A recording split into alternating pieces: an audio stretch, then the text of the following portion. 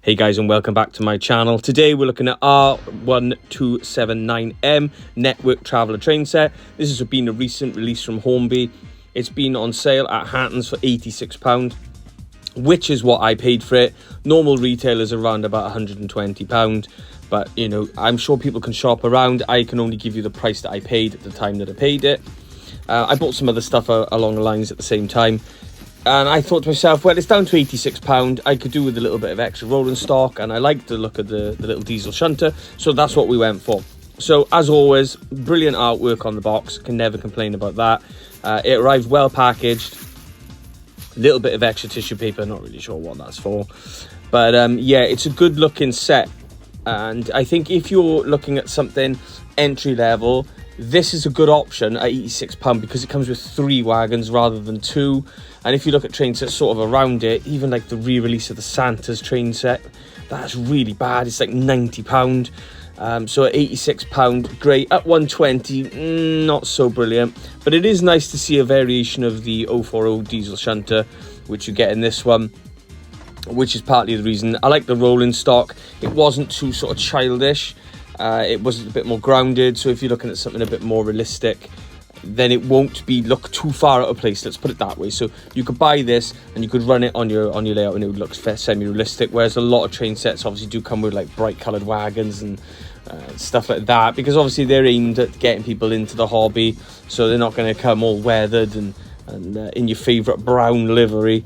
So yeah, I, believe it or not, was having such a problem getting this set out of the box. I have no idea why. It is so tight.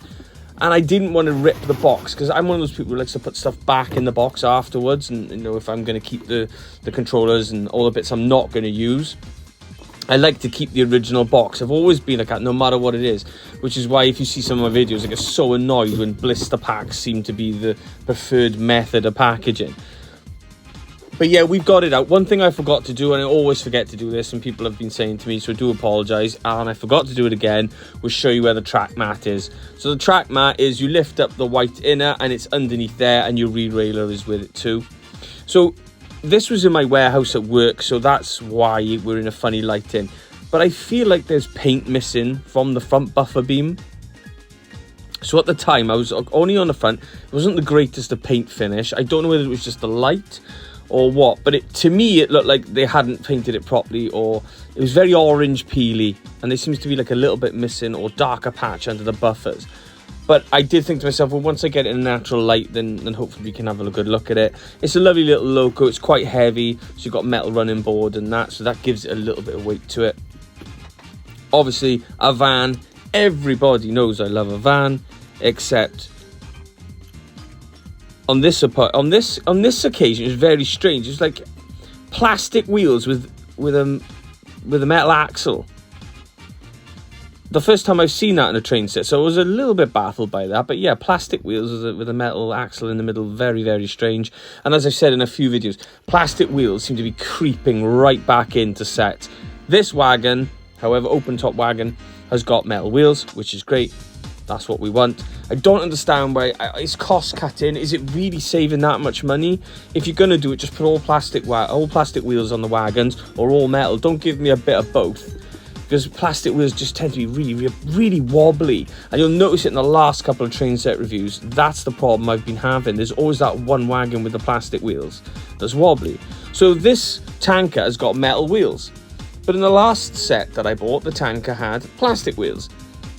Just make up your mind. Or are they putting train sets together with whatever stuff they've got left? So is this identical set always like this, or is it you buy, say, another one of these sets, it comes along and there's plastic wheels on the ones that had metal and metal on the plastics? If you're with me, is it just any old wheels, stick them on, see what we'll do, or is it a set? Every set has exactly the same wagons with the same wheels.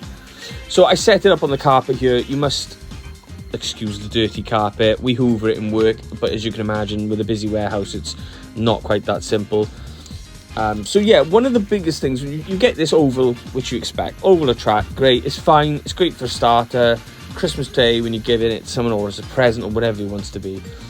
But I've had this thing where I feel like third radius on a train set like this, it should be second radius. Now, people say, well, it doesn't fit in with their track plan. Because obviously they want to sell you the third radius, and then you buy track pack A, track pack B, and you can obviously make it into, obviously, two ovals of track, etc. But I think if you go with second radius, it will fit more in the space that people have.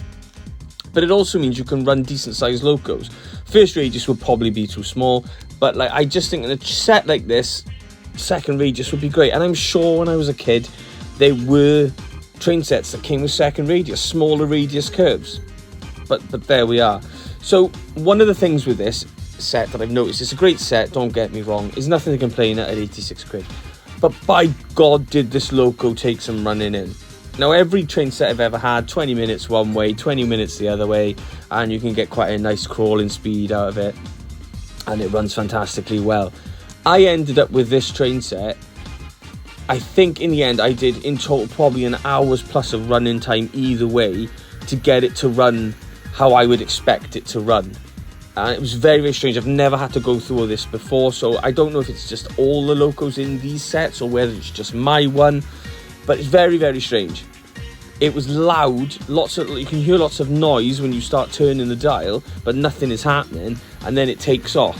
So obviously I give it the benefit of the doubt, let it run while I was busy out the front and serving the customers, etc.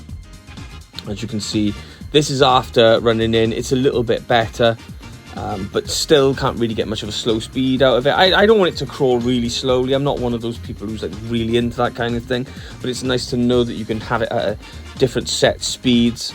But yeah, it just took so long to run in. I even ended up, when I got home, which you'll see later in this video, I had to put it onto the layout and run it some more. And I never really managed to feel that I'd run it in enough where I could do like a decently slow speed. It's very sort of jittery, but then at a medium speed, completely comfortable. And I suppose that's something that we've just got to go with, unfortunately. First time experiencing this. Maybe it's just this set, as I say, but and it's a shame because it's a great looking loco. It'd be lovely to just have it sort of crawling about in the background, but unfortunately I don't think we can get that. However, I'll update you if it changes. So as you can see, it's a great looking loco. I'm now at home at this point in the video, and we're in some natural light, and you can see the paint finish seems to look a little bit better. Which I'm glad I did, because I didn't want to overly criticise it and then be like, oh, this is how it is. But in natural light, you don't really notice. Not the best paint finish on the front buffer beam ever. But, you know, it's not going to be the end of the world at the price point that we've paid for it. So all in all, it's a great little loco. Just don't expect to be able to run it quite that slow. You know, you're going to end up having to run it at a medium speed. Which again is something, the problem with it when it runs fairly slow is it just doesn't clear the points. And when you've got like a tight radius like this with multiple points, it does tend to struggle, so you've got to keep that speed up. As I said, I run it for an hour. So you'll, as example here, you'll see now what I mean. So bear at this point, we've had a good hour's running time, and it's just jittery. We're not even that low on the dial of the controller, and it doesn't want, so I've cut it there.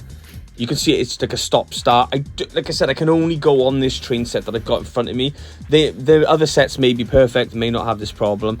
But if you see the little blue shunter in the background, that's from the iTraveler train set. And that thing is just, it's brilliant. Any speed, any amount of wagons, absolutely brilliant. But this one, and there we are, stopped.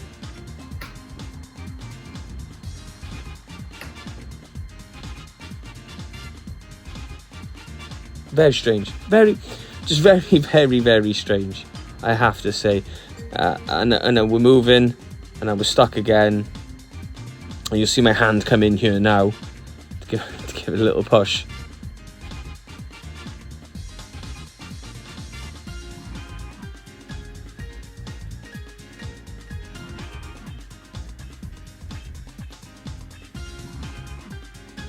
So you see what I mean there? It's just, it's not very smooth at the lower end speeds. It's just very strange. But then when you get it up to sort of a bit more on the dial, it's completely fine.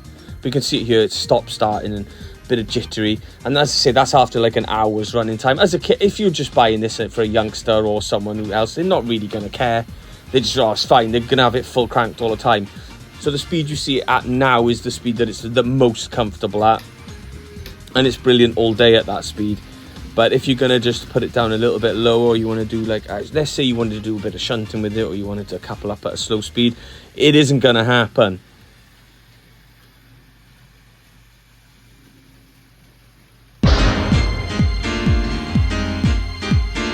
So yeah, I try to be honest, and I want to show you this. Obviously, different things matter to different people. Some people really care that they can go slow and they can do all that sort of stuff with the logo. Other people just want to put it down and crank it up, and away we go. So here it is with the points. That's the speed I have to have it at, otherwise it just cuts out the points, which is obviously not what you want. It's a pain in the ass if you have to keep it going and put your finger into the camera shot to get it to move. Or obviously you can edit it out, but I want to show people what it's actually like, which is, you know, important to me, because I don't review every item I get. I just review the things I think people may want to see, and I think at this sort of price point, a lot of people would probably be interested in it. I think if it was at £86 when it was launched, well, let's be fair, 95, I think people would have snapped their hands off, so broke their hands off at Hornby for this set. I think they really would have.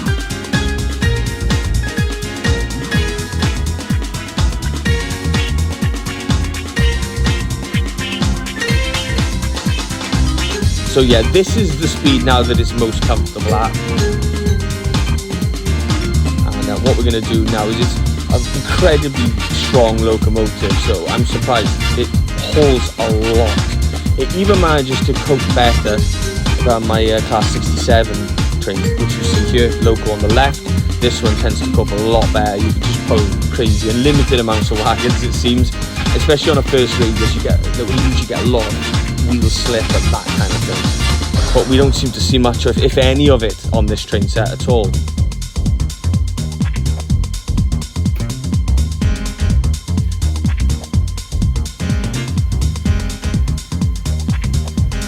So here we are. We coupled up another load of wagons. It's not even phased, not even bothered. This is a great loco, I would say, to go forward if you're starting off in trains. This is a loco that can stay with you. Like a lot of the sort of train sets are like a little bit, sort of become a little bit childish looking as you go into it a little bit more seriously. Whereas I think this loco in its livery is just a perfect one to keep around, and it's just, as I say, it can pull amazing amounts of wagons, which is quite shocking, because there's other locos probably the same chassis, same everything, and they tend to struggle a little bit more. So I thought let's just keep loading it up, let's keep seeing what we can do. And you see it here, pretty much got every wagon, sorry, that was on the table at the time, and I probably could add more, but it's got absolutely no problem pulling it. So it's a great loco if you're looking for something, if you're looking for train set to start. A brilliant start point at £86. It's a loco that you can keep with you as you go further with your journey and you get even more realistic. It'll pull crazy amounts of wagons, and obviously if you've got a bigger radius that you're working with, it can pull even more. First radius tends to create this problem where the tighter the turns are, obviously the more wheel slip, but in this case it's just a great train set. What else can I say? It's nice when a product turns up and it's a good product and there's not that much to pick on it. Plastic wheels are a little bit annoying, but that seems to be something that's creeping in. If you buy in something at a discount, it's not so bad, and it'll haul all sort of speeds, anything above the first couple of notches. But if you're looking for a slow loco that's going to crawl about and do a bit of shunting and carefully move things, I don't think this is the loco or the set for you. But other than that, can't really complain too much. The price point is fantastic. It's just a shame that when they're launched, they're way higher than this. But again, you know, if people are willing to pay the price, then obviously the items will sell. I think this has got discounted because it just hasn't sold at that 120 price point. That's the problem at the moment. Train sets have got all these weird price points. As soon as a bigger set comes down to something more realistic, like for example, you can see a review of it on my channel. I've got the Class 67 that came in the train set, the Red Rover train set. That was reduced to 139, and that comes with points and obviously some extra tracks, so that makes that a great bargain, which then pushes down a set like this. You're not going to pay 120 for this set when you can buy a better set at 139. So this, I think, is where it needs to be. I would have been happy to pay up to 95 for it, to be honest with you, because again, you can get the iTraveler, which is the phone operated set, same as this set, but that comes with points and everything, and you can pick that up for 99. So price points are all over the place. I think at some point, sale prices, yeah, okay, that's one thing, but they need to work out when they make these sets what their pricing is. Because even when they're new and they're at, let's take them at full retail. If you go to Hornby's site, for example, and look at the full retail on sets, and look at what you get in a set and what you're getting for that set when you start. Are you getting points? How many wagons? What loco are you getting? And it's so hard to work out what you're paying for. It doesn't make any sense. It used to be the cheap starter set, over the track, small loco, couple of wagons, 50, 60, 70. If you wanted, say, a bigger loco, let's take, for example, the Tornado set, that was between sort of £100, let's say, and 120. Then if you wanted, like, the sort of more upscale sets, let's say, like the Flying Scotsman and that with the 3 coaches and all that, that was like 150 to sort of 170. And then you had, when I was younger, you had, like, double sets where you get 2 loops of track, 2 locos, 2 this, 2 that, and that would be around about the £200 odd mark. So it gets very confusing with train sets, especially if you're new. Like, I get confused about how they price the way they do now, let alone when I started. Actually, when I started 4 years ago, as I babble on like an old man, when I started this 4 sort of years ago, train set pricing was so simple. It was as I described. If you wanted a basic starter set over the track, all of the train sets were around the sort of 50, 60 quid mark. Perfect. If you wanted a bit better, usually like the high-speed train sets, you know, like the cheaper plasticky ones, but you got extra long loco, and you got a bit of sidings with it and whatever, that was around about the £100 mark. And then obviously the bigger sets, the steam loco sets with lots more detail, like three coaches, all that sort of stuff. Obviously that was like your top end. But now it's just a little bit all over the place. Especially like they've recently launched another freight train set, diesel freight train set, and that's going to be coming out at 152. It's kind of strange how they do their pricing. But that's my Alzheimer's adventure for today done. Hopefully you enjoyed the channel. Thanks for everyone who's watching it. I'm just having a good time with this, to be honest with you. I just need to work out what you want to see of the items you bought. So every time like I buy a load of items, I'll post them up on the page, and then just let me know what you're interested in. If I can help you out, or you get to see something, or you think, well, that saved me some money there, or maybe I was going to buy it, but now I don't want to, then, you know, I'm more than happy to do it. So everyone have a good day, and I'll speak to you soon.